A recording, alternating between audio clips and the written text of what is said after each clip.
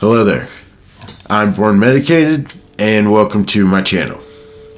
I have schizoaffective disorder, which makes it a little hard for me to be as social as I want. I enjoy reading books, and to tell you the truth, I really couldn't find any videos in English that tried to explain this story. So I decided to start a YouTube channel and not only help me be a little social, but have some fun making videos. Well, I don't think I thought this all the way through, and I may be way over my head here with this, but here we are. Alan Moore is one of the most famous comic book writers who claim magician. I say one of because surprisingly there's more than one. Well, after all the mess he went through with DC Comics with the Watchmen movie, Moore went independent and took this lovely creature, H.P. Lovecraft, and wrote a tale that took him over a decade to put together. Moore going independent also means he wasn't that censored, and man does he prove that with this. Where Lovecraft stayed away from blatant racism and sex talk, Moore throws it right in your face. The first of the tale is the Courtyard, second NEONOMICON, and third and final Providence, taking place around the 1920s. In Courtyard, we meet a racist federal agent I called Fetty, and he's investigating some murders. His investigation led him to Red Hook, Brooklyn, and it's over a dome for reasons unknown. He gets all the X-File cases. This case is weird because they have 15 murders across the U.S., all the same, with the heads and hands cut off and the torsos opened up like some flower. They're definitely done by at least 4 people. They have 3, and these 3 in no way know each other because they kept all the details from the public. Well, Fetty finds a lone rock album in a bunch of classicals belonging to one murderer, and that same rock band is playing at a club that another murderer has a ticket to. You follow me? Well, just so happens, Fetty has a pretty well-informed snitch at this same club. So he goes to the club to meet his snitch, and his snitch is talking about this white powder called Alco. You can tell who is on it because the way they talk is all Lovecraftian. So Snitchy introduces the Fed to a belly-dancing Alco dealer with a lisp named Carcosa. See my first video if you want info about that name. Anyways, Carcosa tells the Fed to meet him after the club closes back at his place. So Fetty goes back to his place, complains about his schizophrenic neighbor Jermaine, and looks over some files. It turns out the club has a lot of history going all the way back to when the country was founded, and a pic of J. Edgar Hoover with some monster chained under a blanket after a raid on the whole town. So it's time to meet Carcosa, and apparently he lives next to Candyman. Long story short, Carcosa is using the Alco talk like his main language to his grandma or something. Fetty sits on the bed, buys 3 hits off Carcosa, does whatever DMT-7 is, and gets 3 words whispered in his ear. Each word sends him deeper into Lovecraft land. Excuse me. And it does look awesome. So Fetty gets up, leaves, talks about how sometimes seems like it's all happening at once, babbling Lovecraftian Alco garble, sits back, goes back to his shitty place, and flowers up his neighbor Jermaine. He flowers up his neighbor Jermaine because he thinks opening her up in these certain places will make her better or something. And now we are here with NEONOMICON. It's the end and the beginning.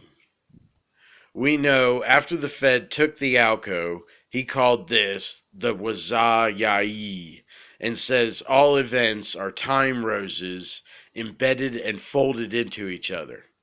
Maybe that's why people are cut up like flowers and saying they're reconstructed. Hell, I don't know.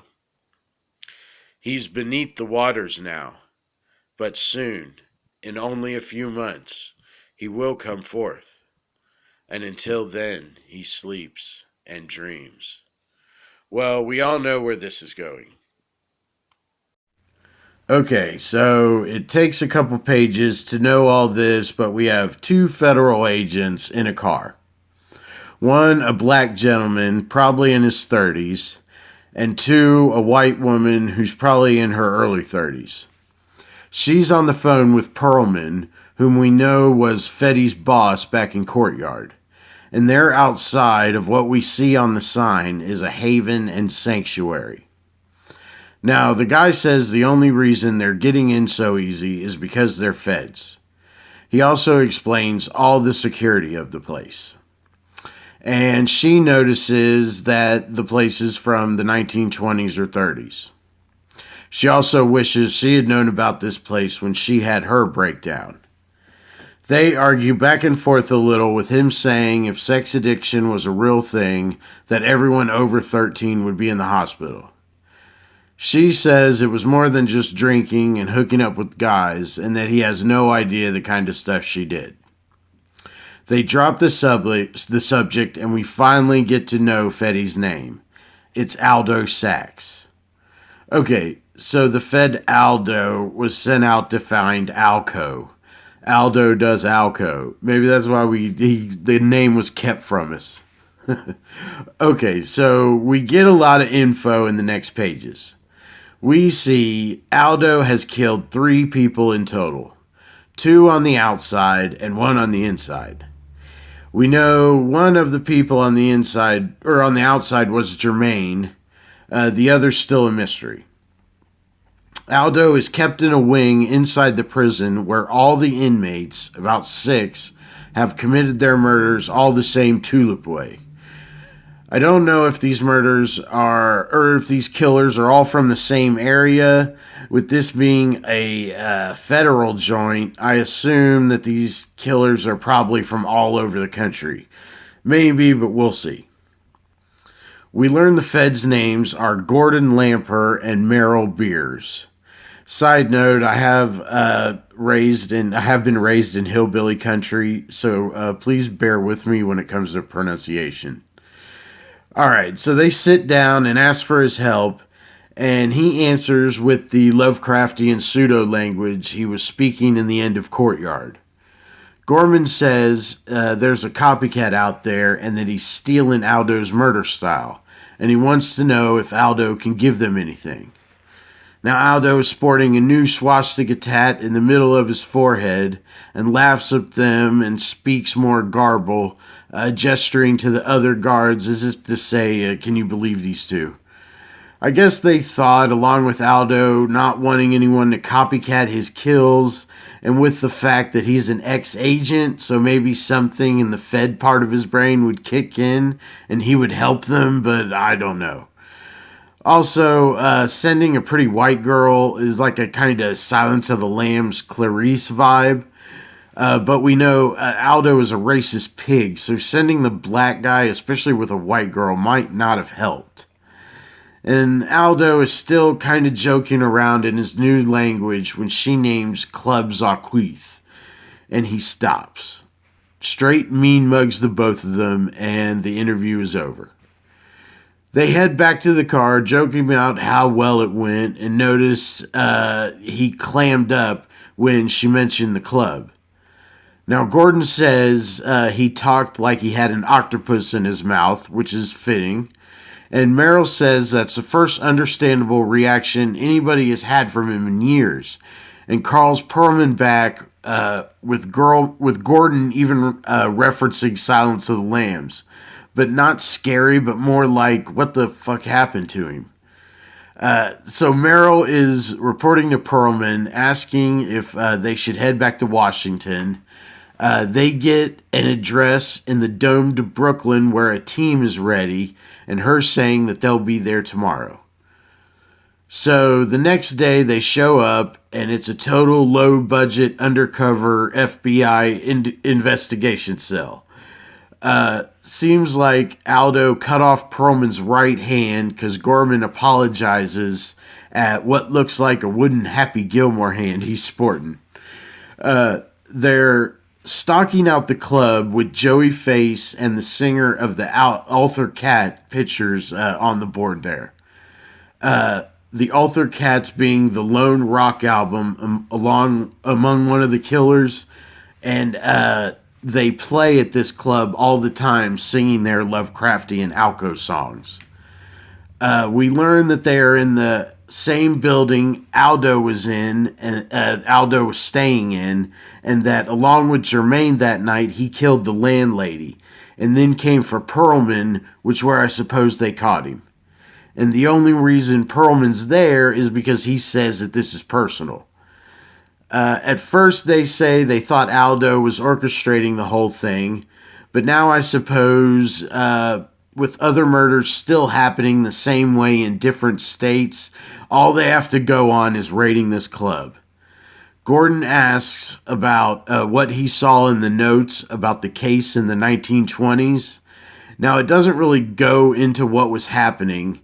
In Courtyard, it mentioned inbreeding and a bunch of arrests, but no trials or sentences. That means A, all the records were somehow destroyed or something, or B, no trial or anything might just mean they got rid of the defendants. Either way, it's fishy. Gordon also mentions the picture of J. Edgar Hoover with the monster in chains under the blanket. Gordon says he remembers just calling the monster like a circus freak, and back then, local law enforcement was headed up by a Detective Malone. And in 1925, a guy named Robert Sidham was running a satanic racket there in Red Hook, Brooklyn. Now, Lovecraft wrote the horror in Red Hook with the Detective Malone, but I'm kind of getting ahead of myself. Anyways, Perlman says it gets all fucked up when a couple cops get killed raiding a tenement that collapsed on them. Then turns out a couple years later in 1929, Sidham had connections with the club, which was a waterfront church back then. And the feds busted it, and that's where the J. Edgar Hoover picture with the monster came from. He says he sent Aldo the notes right before he flipped out, and reminding everyone that Aldo was an asshole but a genius. Kind of like HP in his younger years. Alright, so now he says Joey Face introduced Aldo to the cock-ring slanging, yellow veer wearing Carcosa, and they'll probably net him during the raid tonight. So Perlman pulls Meryl aside and asks how her leave went, and so that means she must have just got back. She says she's been talking to her shrink about her self-esteem. Well, Perlman disregards that totally and asks if she wants to go back to the things, to the way things were, implying that they used to hook up. Now, besides from him being her boss, number one, and number two, him old enough to be her grandpa, he also takes nothing from what she said and asks her if she wants to go back to how things were when she was obviously miserable. So miserable, in fact, is to check herself into a fucking hospital. And take it from someone who's been to the psych ward on multiple occasions, it's a big freaking deal. And this guy makes me want to spit on the floor. Anyways, I think, again, because he's her boss, she has to respond with a defeated sure. Now, we cut to the club, and our two feds are in punk rock gear. Now, later on, we get a ton of explanations about Lovecraft, references, but I'll just say that this club is totally full of them. From the band's names, the songs' names, and the lyrics, and you even get a yellow sign stamp when you enter the door. So, actually, like right away, they find Joey Face. Face points to Carcosa, and the feds break in. Now, Meryl chases Carcosa out back, and she's accosted by the singer of the Arthur Cats that we met in Courtyard. She's not making any sense and she's pissed. I don't know if she's trying to save Carcosa or if this is just the regular punk rock cop hate thing. We can't be sure. But Meryl does notice that her name is Randolph Carter. Okay, so Aldo the genius that coined anomaly theory didn't notice any of this. Okay, so Aldo the genius that coined anomaly theory didn't notice any of this. Meryl is just a regular Fed that actually just got back from leave and she hears one name and starts thinking. I'm sorry, it just boggles my mind no one in the Bureau has put any of this together. Well, they all run out back like, hey, did you get him? And they're like, no one came out here. Do you think we're idiots? And that might be where we're going to stop because this video is getting a little long. And please forgive my inexperience. I really enjoy making these videos, and because of my disorder, it's hard for me to get out. And this is a type of therapy for me, and I truly believe that I'll get better with each video I put out. So please hit that notification bell. I'm going to try for a video a week, maybe more. Please leave a comment, like, and subscribe. Thank you.